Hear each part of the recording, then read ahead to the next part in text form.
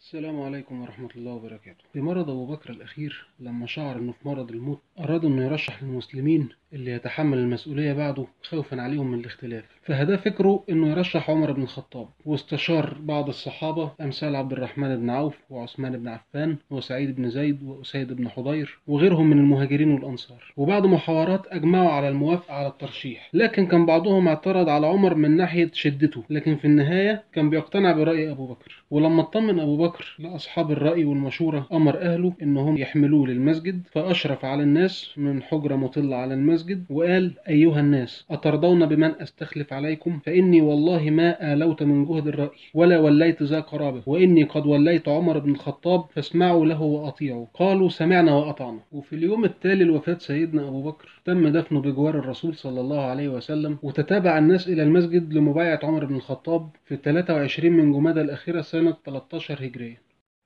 وكان أبو بكر الصديق أمر خالد بن الوليد إنه يتحرك بجزء من الجيش من العراق لدعم الجيوش في الشام، واتحرك خالد، وفضل خالد إن طريقه يكون بادية الشام اللي معروفة بصحراء السماوة، رغم إنه طريق صعب جدا ومفيش جيش عبره قبل كده. لكن خالد أراد إنه يفاجئ الأعداء ويظهر من خلفهم، ووصل للشام بعد رحلة طويلة وصعبة، واجتمع مع قادة الجيوش وشاف إن أحسن حل إن الجيوش كلها تكون تحت قيادة واحدة، فاتكلم مع قادة الجيوش واتفق معاهم إن هم يتداولوا القيادة بينهم ويسيبوا له القيادة في أول يوم من القتال. وبدأت المعركة بقيادة خالد بن الوليد، ووصلت رسالة لأبو عبيدة بن الجراح فيها خبر موت الخليفة أبو بكر الصديق وتولي عمر بن الخطاب الخلافة، وعزل خالد وتوليه هو قيادة الجيوش. لكن أبو عبيدة بن الجراح أخفى الرسالة إلى حين انتهاء معركة اليرموك اللي فاز فيها المسلمين الحمد لله. لكن عايزين نقف هنا وقفة ونعرف إيه سبب عزل عمر لخالد رغم كل البطولات والانتصارات اللي حققها.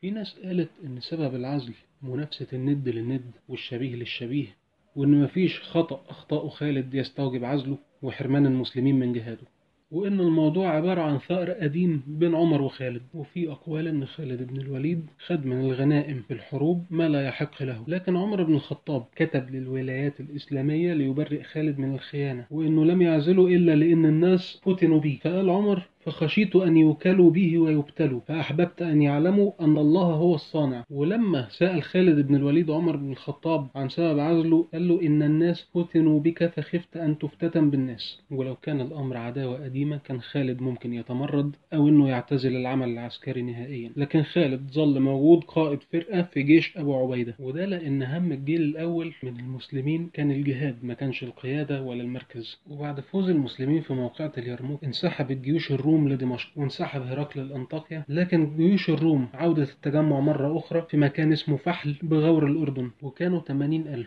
واحتار أبو عبيدة يبدأ بدمشق وتكون مركز ليه، ولا يعود للأردن ويقاتل الجيش اللي اتجمع هناك. وكتب لعمر بن الخطاب يشرح له الموقف، فجي رد عمر كالتالي: ابدأ بدمشق فإنها حصن الشام وبيت مملكتهم، فانهد لها واشغلوا عنكم أهل فحل بخيول تكون تلقاءهم، فإن فتحها الله قبل دمشق فذلك الذي نحب، وإن فتحت دمشق قبلها فسر أنت ومن معك واستخلف على دمشق، فإذا فتح الله عليكم فحل فسر أنت وخالد إلى حمص، واترك عمرو بن العاص وشرحبيل على الأردن وفلسطين. واتجه الجيش المسلم لدمشق ووصلوا ليها من ناحية الشرق، وبدأ الجيش يحاصر المدينة. وكانت مدينة حصينة جدا، أسوارها بارتفاع 6 متر وسمك السور 3 متر، والأبواب ضخمة جدا، غير الخندق مملوء بالمية بعرض 3 متر وعميق. فاستمر الحصار عدة أشهر لحد ما جت أشهر البرد، وبدأت المؤن تقل عند أهل دمشق، وكانت عيون المسلمين بتراقب الموقف. وكان لخالد بن الوليد عيون خاصة، فجاله خبر إنه ولد لأحد كبراء الروم مولود، فأولموا لذلك وسكروا وغفلوا عن الحيطة والحذر. فما ضاعش خالد الفرصة، فاستدعى شجعان الفرسان من المسلمين، وكان معاهم سلالم أعدوها للاحتمال ده، فدخلوا في مية الخندق وهم شايلين السلالم، وقدروا إن هم يعلقوا السلالم على الأسوار، وفاجئوا العدو ونزلوا على حراس الأبواب فقتلوهم وفتحوا الباب، وارتفعت أصوات المسلمين بالتكبير، ودخلوا المدينة وقضوا على كل اللي قاومهم لحد ما وصل باقي الجيش، وفتحت دمشق في رجب سنة 14 هجريا، يعني بعد اليرموك بسنة كاملة. واستمر الفتح بعد كده للمناطق الداخلية من بلاد الشام، ففتحت حمص وقنسرين لحد ما عمر كتب لعمرو بن العاص إنه يسير إلى إيلياء اللي هي بيت المقدس. فاتجه عمرو بن العاص لبيت المقدس، وفي الطريق فتح النادين اللي كان فيها أرطبون. أرطبون هو القائد اللي بيلي هرقل في المكان عند الروم، وكان من أدهى الروم، فحاصر عمرو واستطاع إنه يسيطر عليها، وهرب أرطبون القدس وتحصن فيها، وأرسل رسالة لعمرو يقول له إنك لن تفتح شيئا من فلسطين بعد أجنادين. وحاصر عمرو بيت المقدس ومنع عنها الإمدادات وعزلها بشكل كامل، لكن المدينة استعصت عليه لأن موقعها كان حصين جدا في منطقة جبلية أشبه بقلعة. فأرسل للخليفة يستشيره وبيدعوا له الحضور للشام بنفسه، وعزم عمر على الذهاب بنفسه لبلاد الشام عشان يشوف الموقف على الحقيقة، وأرسل لأمراء الجيوش إنهم يقابلوه في مكان اسمه الجابية. ولما وصل عمر للجابية كان أهل القدس يأسوا، فعزموا على طلب الصلح، وراح وفد منهم عشان يقابلوا عمر فصالحهم وكتب ليهم عمر عهد المصالحة. وبينما كان العهد بيتكتب جه وقت الصلاة، فدعا البطريق عمر للصلاة في كنيسة القيامة، لكن عمر رفض وقال له: أخشى إن صليت فيها أن يغلبكم المسلمون عليها ويقولون هنا صلى أمير المؤمنين. وبالعهد ده بقت بيت المقدس آمنة باللي فيها، وفرح أهل إيلياء بالأمان اللي خدوه من المسلمين، ووجد أرطبون والمعارضين اللي معاه الفرصة للخروج من القدس آمنين فخرجوا لمصر. وبقت بيت المقدس ولاية إسلامية بيتتابع عليها الولاة يرعون مقدساتها ويعاملون الوافدين عليها بكل سماحة ورفق. ولما أتم الله على المسلمين فتح بيت المقدس استأذن عمرو بن العاص سيدنا عمر بن الخطاب في فتح مصر، وكان عمر متردد بعض الشيء لكن انشرح صدره لبدء هذا الفتح. وتوجه عمرو بن العاص بجيشه اللي عدده 8000 لمصر. مشيوا من فلسطين لرفح ومنها للعريش، ومن العريش اتجه للغرب لحد ما وصل لحصن الفرمة، وكان فيه أول قتال بين المسلمين والروم واستمر شهر وفاز فيه المسلمين، وتم تدمير الحصن تماما بما فيه السفن الحربية، واستمر الزحف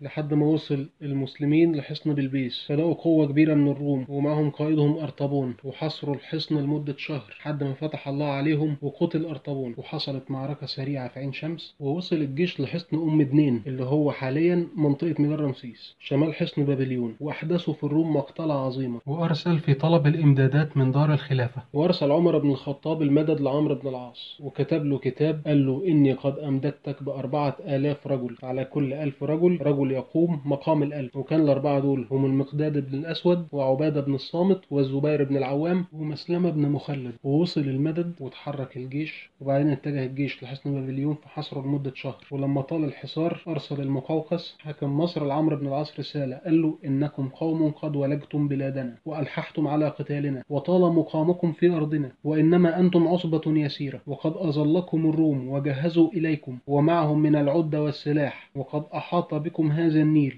وإنما أنتم أسارى في أيدينا، فابعثوا إلينا رجالا لكي نسمع من كلامهم، فلعله يأتي الأمر بيننا وبينكم على ما تحبون ونحب، وينقطع عنا وعنكم القتال قبل أن تغشاكم جموع الروم فلا ينفعنا الكلام ولا نقدر عليه، ولعلكم أن تندموا إذا كان الأمر مخالف لطلبكم ورجائكم. ولما وصلت الرسل لعمرو أخرهم يومين عنده، ورد على المقوقس برسالة قال له فيها: إنه ليس بيني وبينكم إلا إحدى 3 خصال: إما أن دخلتم في الإسلام فكنتم إخواننا وكان لكم ما لنا، وإما إن أبيتم فأعطيتم الجزية عن يد وأنتم صاغرون، وإما أن جاهدناكم بالصبر والقتال حتى يحكم الله بيننا وبينكم وهو خير الحاكمين. ولما رجعت الرسالة للمقوقس وقرأ اللي في الرسالة سأل الرسل: كيف رأيتم هؤلاء؟ قالوا له: رأينا قوما الموت أحب إليهم من الحياة، والتواضع أحب إلى أحدهم من الرفعة، ليس لأحدهم في الدنيا رغبة ولا نهمة، إنما جلوسهم على التراب وأكلهم على ركبهم أميرهم كواحد منهم. وألح المقوقس على عمرو إنه يرسل وفد للتفاوض معاه، فاختار عمرو 10 من خيرة رجاله على رأسهم عبادة بن الصامت،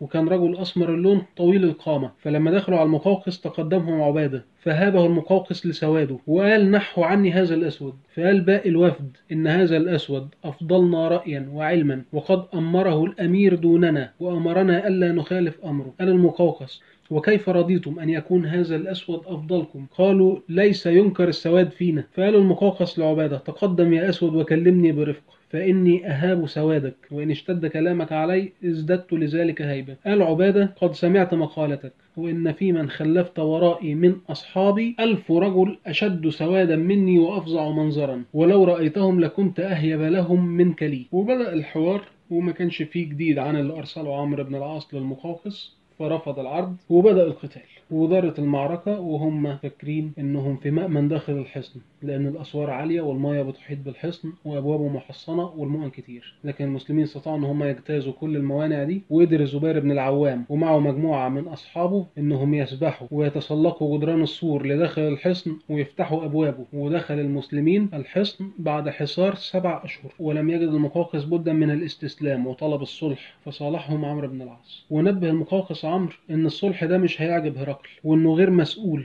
عن اللي هيعمله الروم، فقال له: وأنا متمم لك على نفسي ومن معي، وأما الروم فأنا بريء منهم. فوافقوا عمرو على الكلام ده، وأراد عمرو بن العاص إنه يتوجه لفتح الإسكندرية، فأرسل يستأذن الخليفة فأعطاه الإذن. وكان الطريق صعب لأن حصون الروم منتشرة على طول الطريق، لكنهم وصلوا الإسكندرية وحصروها 3 أشهر وقيل 14 شهر، حتى إن عمر بن الخطاب غضب وأرسل رسالة عنيفة لعمرو بن العاص بيقول له فيها: ما أبطأتم إلا لما أحدثتم من ذنوب فراجعوا أنفسكم. وكان هرقل بيمد الروم المحاصرين في الإسكندرية بالإمدادات عن طريق البحر، فلما مات انقطع المدد عن الإسكندرية، فوهن عزم المدافعين عنها وتم فتح الإسكندرية. نتقابل الحلقة الجاية إن شاء الله مع الجزء الثاني من موجز خلافة عمر بن الخطاب. والسلام عليكم ورحمة الله وبركاته.